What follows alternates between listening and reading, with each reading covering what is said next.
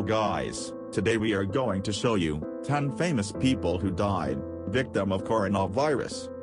Before the Chinese coronavirus, COVID-19, is finally defeated through the passage of time or a cure, the sad reality is, many more people will die.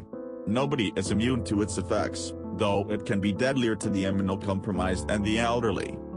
The virus began sickening people in China in 2019. There have been thousands of recorded deaths, and some of those people who died have been celebrities, performers, politicians, and the like. While every death is a tragedy, these 10, presented in no particular order, are notable people for what they gave society during their lifetimes, and like so many others, they will be missed.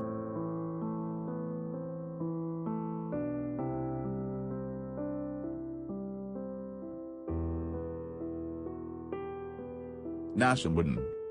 Folks may not immediately recognize the name Nashimuddin, but it's not because he wasn't famous, it's due to people being more familiar with his drag queen persona, One-Foot. Wooden developed his drag persona in the late 1980s, and he credited RuPaul as an early mentor in his early drag career. RuPaul helped him immensely by teaching him how to apply makeup, which helped him land a role as One-Foot in an off-Broadway production called My Pet Homo. Interestingly, he came up with the persona while working as a manager in a Manhattan men's clothing department at Patricia Field's boutique. Wooden later appeared as One-Foot in the film Flawless, where he also performed the song of the same name with the Ones. Wooden phased out his One-Foot identity in his later life, and while he did test positive for HIV, he had an undetectable viral load. That infection didn't appear to be the cause of his death, as he died as a result of complications from COVID-19 in New York City on March 23. He was 50 at the time of his death.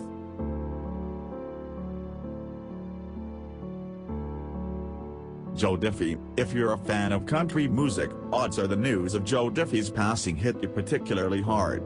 Diffie was an accomplished country music singer who released a ton of hit singles over the years. From 1990 to 2004, Diffie released 35 singles featured on the Billboard Hot Country Song chart. 5 of those singles rose to number 1, including Home, If the Devil Danced, In Empty Pockets, Third Rock from the Sun, Pickup Man, and Bigger Than the Beatles. He released 7 studio albums, a Christmas album, and a greatest hits album. Diffie announced through his publicist that he tested positive for COVID-19 on March 27. He remained in critical condition from the disease for 2 days, and he died on March 29 at the age of 61. He passed away in Nashville, Tennessee, which is a city deeply rooted in the country music scene. Diffie is the first country music star to succumb to the disease, and his passing was noted by his peers with heartfelt posts on Twitter, Instagram, and other social media platforms.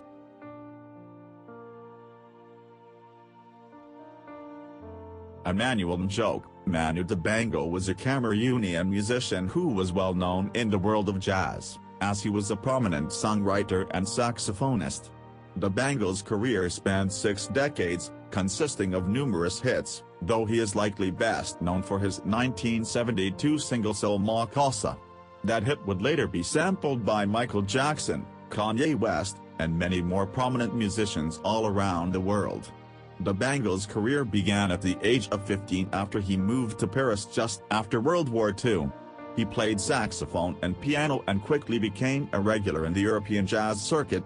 He became an international sensation with Soul Ma Casa, which was originally planned to be a B-side to an anthem he wrote in celebration of Cameroon's success in hosting the 1972 Africa Cup of Nations football tournament.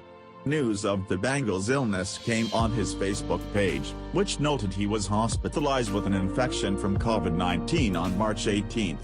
His Facebook page confirmed the following week that he passed away on March 24 from the virus at the age of 86.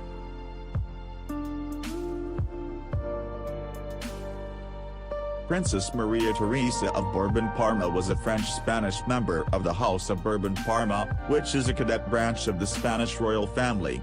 She spent her life working to further social causes as an activist, which earned her the nickname Red Princess. She was a monarchist, and she sadly holds the distinction of being the first member of a royal family to die from COVID-19. Born in 1933 in Paris, Princess Maria Theresa spent her youth in various castles and private schools. She attended the Paris Sorbonne University, where she received a doctorate in Hispanic Studies. She followed this with another doctorate in political sociology from the Complutense University of Madrid. She was an activist in the areas of women's rights and other important matters. On March 27, Princess Maria Theresa died at the age of 86 from complications brought on by COVID-19.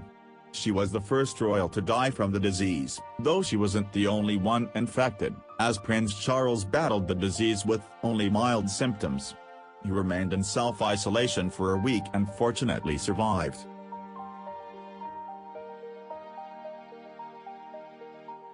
Terence McNally was a prominent playwright, screenwriter, and librettist, who was often described as the Bard of American theater.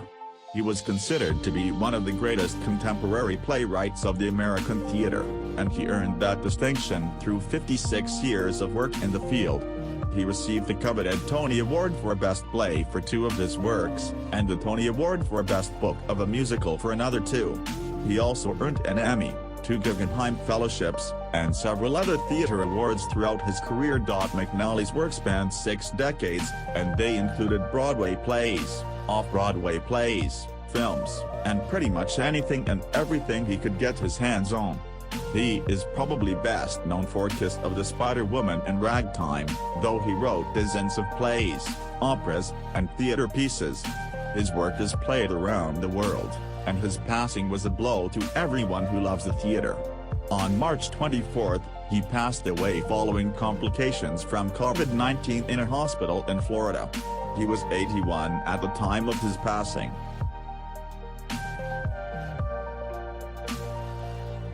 Though she may not have been as well known to people outside the world of news, Maria Mercader was a driving force in news and reporting for CBS, where she worked for more than 3 decades. Mercader began her professional career in 1987 as a page at CBS. She shifted from page duty to the network's news program with CBS NewsPath, where he produced various pieces distributed via CBS affiliate stations. She continued to produce through the death of Princess Diana, 9/11, and many more significant events. Mercader won an Emmy Award for her work as a producer, and she climbed the ranks at CBS to become the Director of Talent Strategy in 2016. Her work there diversified the workplace and helped to facilitate more involvement with various minority groups, including the Asian American Journalists Association and many others. For more than 2 decades, Mercader fought cancer and other illnesses, and when she went to a hospital in New York City for treatment, she succumbed to COVID-19 at that location and passed away on March 29 at the age of 54.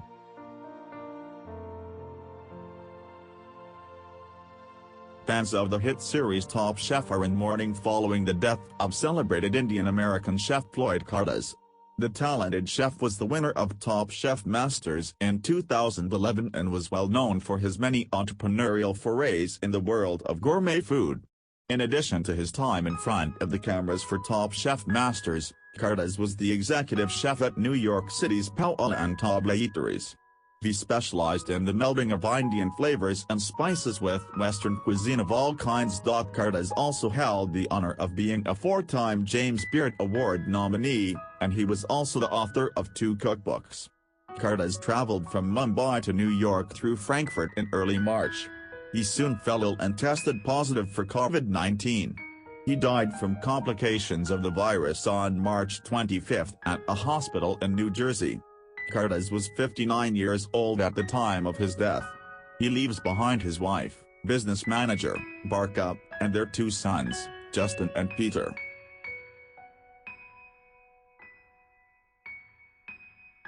Italy is one of the hardest hit nations where COVID-19 is concerned, and it seems nobody is safe from infection.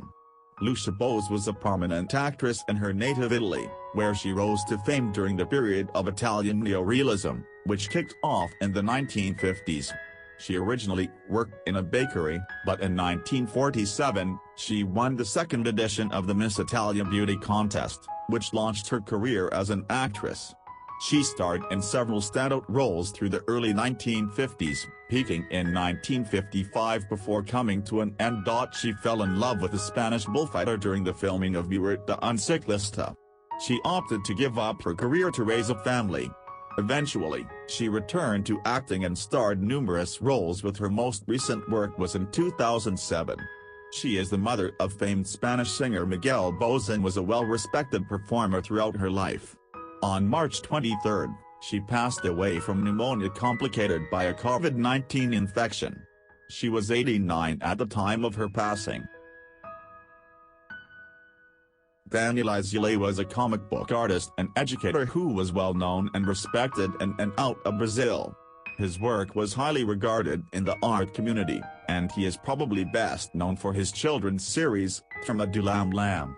Azile was born in Rio de Janeiro and raised in Ipanema, a neighborhood located in the southern parts of the city. At the age of 21, he created a newspaper strip called Capital Sipo, and just 5 years later, he launched Turma do Lam Lam. His work helped to teach the children growing up in the 1980s about ecology, art, design, and many other subjects. He traveled the globe, exhibiting his work and giving lectures. He conducted art workshops with thousands of children and adults, and in 2009, he hosted a drawing class online to help even more people learn his craft. Azile died in his hometown of Rio de Janeiro at the age of 72.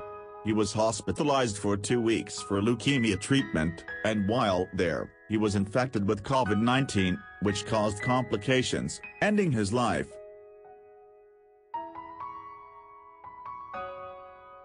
For most celebrities, their fame is established during their lifetime, but for some, that distinction is only granted posthumously.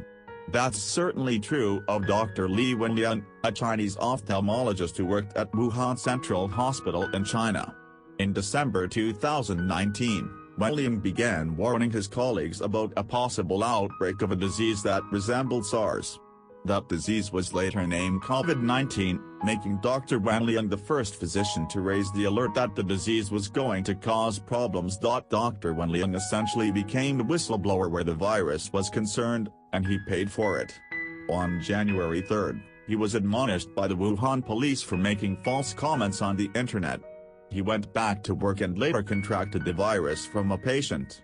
Dr. Wenliang passed away on February 7 at the age of 33.